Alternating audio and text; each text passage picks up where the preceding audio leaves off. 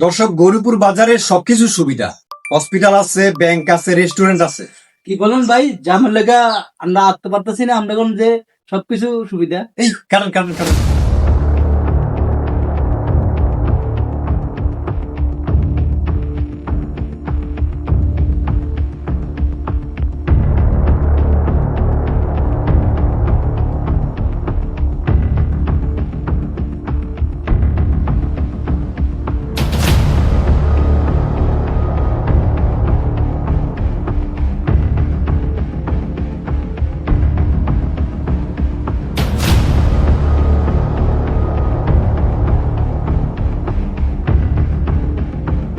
দীর্ঘমেয়াদী জ্যাম সমস্যা দূর করার জন্য একটি ফ্লাইওভার ব্রিজ নির্মাণ করা প্রয়োজন। মাননীয় সড়ক পরিবহন ও সেতু মন্ত্রীর দৃষ্টি আকর্ষণ করছি। সাধারণ জনগণের কথা চিন্তা করে সংসদে এই প্রস্তাব রেখেছেন ডক্টর খন্দকার মোশাররফ হোসেন স্যার। গৌরীপুর বাজারের উপরে একটি ফ্লাইওভার নির্মাণের জন্য আমি এটা অত্যন্ত জরুরি মনে করি এবং আমি এই প্রস্তাব করছি।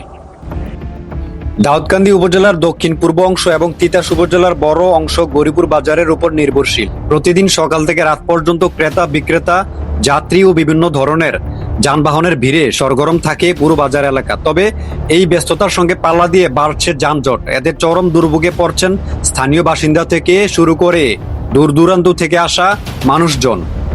জায়গাটা স্বপ্ন যে একদিন একটা টান দেওয়া পার হবো ভাই, এই জায়গাটা আমার স্বপ্ন ভাই। হ্যাঁ, যে জায়গাটা একদিনে পার হবো, খুব সুন্দর কিন্তু হয় না। দাউদকান্দি, মেঘনা, তিতাস, সোমনাথ, চান্দিনা, মতলব, উত্তর, দক্ষিণ, কচুয়া, বাঞ্চারামপুর ও গরজারিয়া সহ আশেপাশের বিভিন্ন এলাকার মানুষ ব্যবসা বাণিজ্য ও প্রয়োজনীয় কাজে গৌরীপুর বাজারে আসেন।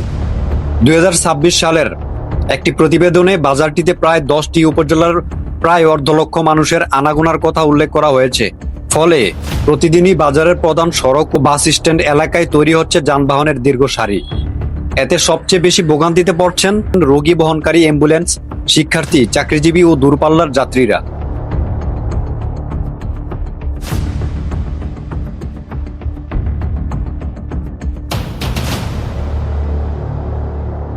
স্থানীয়দের অভিযোগ, বাজারের ফুটপাত ও সড়কের জায়গা দখল করে দোকান বসানোর, যত্রতত্র সিএনজি ও অটোরিক্সা দাঁড় করিয়ে রাখা এবং পণ্যবাহী গাড়ির লোড আনলোডের কারণে যান চলাচলের জায়গা সংকুচিত হয়ে পড়েছে।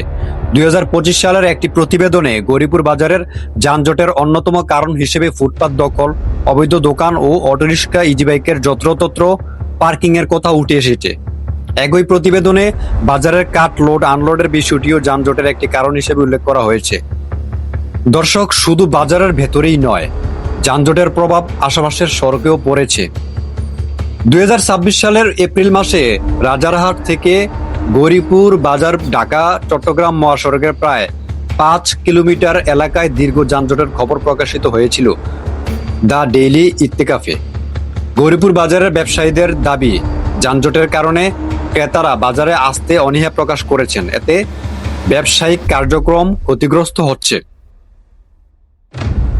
অন্যদিকে রোগী নিয়ে হাসপাতালে যাওয়া মানুষ কিংবা জরুরি কাজ বের হওয়া ব্যক্তিদের জন্য পরিস্থিতি আরো দুর্ভোগের। স্থানীয়দের মতে, যানজট নিরসনের প্রথমেই ফুটপাত ও সড়কের জায়গা দখলমুক্ত করা, নির্দিষ্ট স্থানে সিএনজি, অটোরিক্সা পার্কিং এর ব্যবস্থা করা এবং বাজারের ভেতরে পণ্য ওঠানামার জন্য নির্দিষ্ট সময় নির্ধারণ করা প্রয়োজন। পাশাপাশি বাজার এলাকায় নিয়মিত ট্রাফিক ব্যবস্থাপনা ও আইন প্রয়োগ জোরদার করার দাবিও রয়েছে। গৌরীপুর বাজারের গুরুত্ব দিন দিন বাড়ছে, কিন্তু পরিকল্পিত যানবাহন ব্যবস্থাপনা না থাকলে এই গুরুত্বপূর্ণ বাণিজ্যিক কেন্দ্রের যানজট ভবিষ্যতেও আরো ভয়াবহ আকার ধারণ করতে পারে।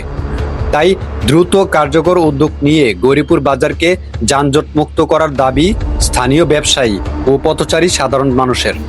দর্শক, আপনার মতামত কি জানাতে পারেন কমেন্ট বক্সে। Sajib Hossain, connect BD news desk.